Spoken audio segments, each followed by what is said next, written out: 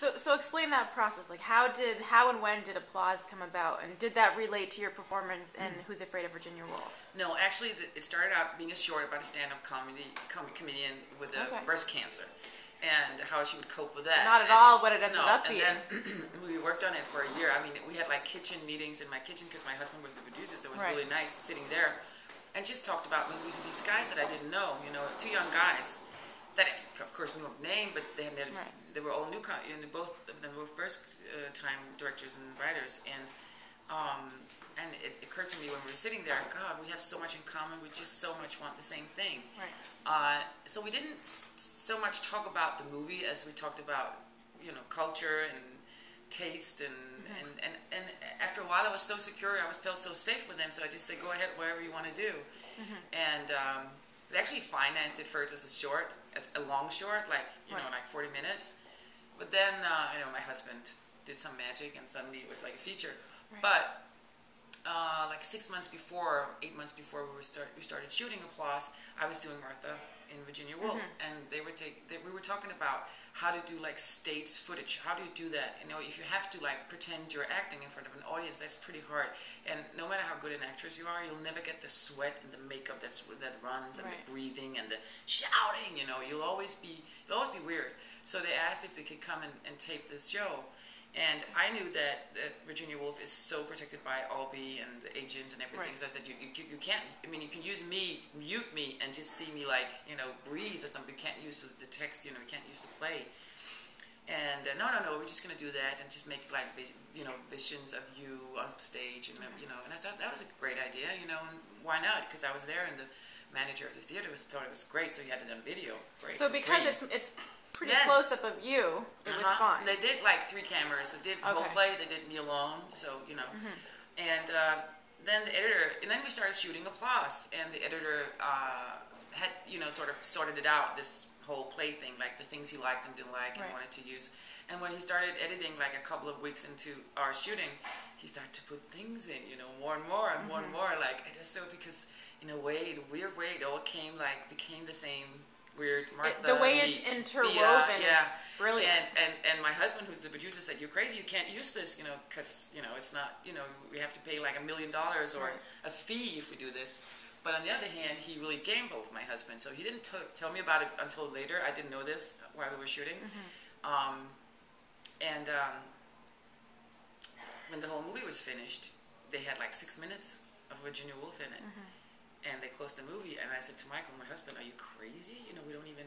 And then a big journey started, and in some magical way, we were allowed to use those pieces, and of course we had to pay for it, but it wasn't like they liked the project. I don't know who it was, Well, the relationship that you have to the play and to the character is very intimate, and I think if people didn't know Albee's play, they might not even realize that that's what you're doing. I don't think a lot of people don't know that. No, I knew that because it's one of my favorite films and favorite plays. Exactly. And I was like, oh my God, this is amazing, So I think this is definitely an actor's movie. That's what got my attention. It was she's doing this play that I love. She's an actress, playing an actress in a play where the lead character, Martha, is quite an actress herself. So there's all these dimensions to it that find meaning in Applause.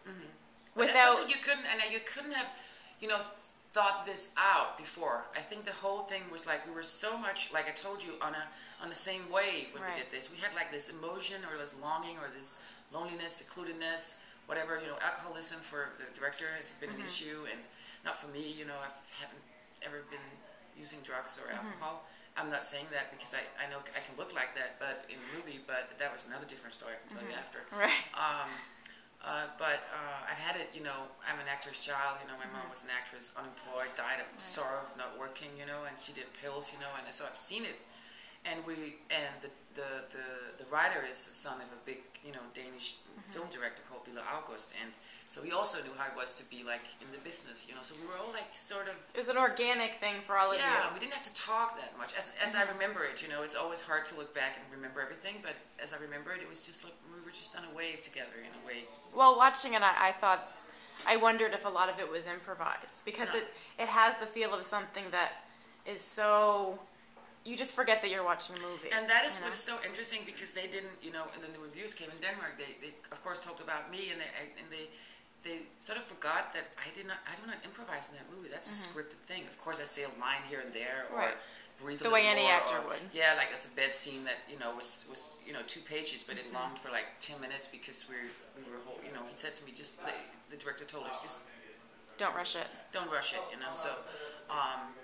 So actually, maybe there's 2 or 3 lines that are mine, because of course I'm close to the character, and I felt like saying I hate ordinary people. That's my life. That's my line. It's a great line. And I think I said, don't hire underage, and stuff like that. Very Bette Davis, hard bitch, but to your dresser. Yeah, exactly. There's a part in the end that I love where you're talking. It's the final scene, and you seem kind of amused that she herself doesn't really know the story of Who's Afraid of Virginia Woolf, because she's saying, you're talking about your sons. Yeah. And she thinks that you're talking about Martha's sons. But I'm talking about 2 sons, and I only have, they only have 1 in the play. And in the play, it's an imaginary character. Yeah, exactly. So there's just a moment where you look kind of pleased that she doesn't know what she's talking about. Yeah, I don't know. Which I really like. You read that into it. It is... What I really love about this movie is that when I sit with Q&As or meet people, they have so different views on what's going on with her and what's going to happen with her, and what if Virginia Woolf is like past or present or future. And I don't want to tell anybody, because I don't even know. That's why it's so great. Even the 4 of us who did the movie are not agreeing on it. So, and I think that art that are like that, like when you watch a painting and you can't tell what it's about. You just love it. Well, at this stage, you don't want to speak for your character, because you're done playing her, and her future, whatever it is something that we should leave it alone. Yeah, I have my sense of what's going on. I think she's a survivor completely, unless she would have been dead. But whatever makes you happy. But it's great to have people interpret so much from your performance, because I think what enables them to do that is that there's all these different layers, and just when you think that you have your character figured out, it's totally shot to hell, and you're like, oh wait, what is she? It's just, and part of it seems like, oh, she's manipulative, and part of it is like she's not even aware of the different sides, the different facets to her personality. Exactly. It's great. Thank you. You're welcome.